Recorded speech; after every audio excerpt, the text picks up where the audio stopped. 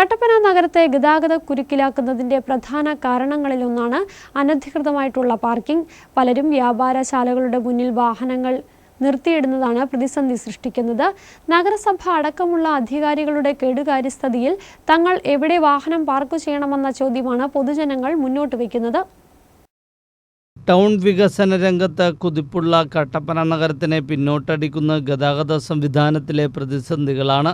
നഗരത്തിലേക്ക് സാധന സാമഗ്രികൾ വാങ്ങുവാനെത്തുന്ന ആളുകൾ പാതയോരത്തെ വാഹനങ്ങൾ അലക്ഷ്യമായി പാർക്ക് ചെയ്യുന്നതോടെ റോഡിൽ ഗതാഗതക്കുരുക്ക് രൂപപ്പെടുന്നു. നഗരസഭയടക്കം വിഷയത്തിൽ കാര്യമായ ഇടപെടൽ നടത്തുന്നില്ല എന്നതാണ് വസ്തുത. പാർക്കിങ്ങിന് ഉചിതമായ പലയിടങ്ങളും നഗരസഭ പാട്ടത്തിന് സ്വകാര്യ വ്യക്തികൾക്ക് നൽകിയിട്ടുണ്ടെങ്കിലും ജനങ്ങൾക്ക് ഉപകാരപ്പെടുന്നില്ല എന്ന ആക്ഷേപവും ഉയരുകയാണ്. നിസ്സാരമായ സമയത്തേക്ക് വാഹനം പാർക്ക് ചെയ്യുന്നതിന് പോലും തുക ഈടാക്കുന്ന പൊതുജനങ്ങൾക്ക് സ്വീകാര്യമാകുന്നില്ല എന്നാണ് ഉയരുന്ന പരാതി.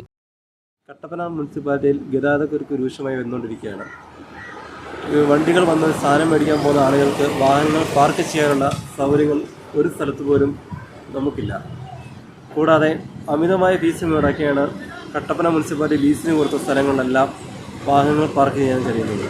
വണ്ടികൾ എവിടെ കൊണ്ട് പാർക്ക് ചെയ്യുന്നൊരു ഉത്തരം മുനിസിപ്പാലിറ്റി തന്നെ ജനങ്ങൾക്ക് കൊടുക്കുന്നതാണ്.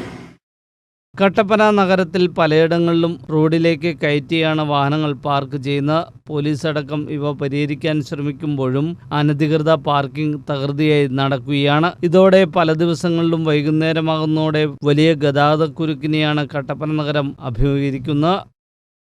News bureau, Kattappana.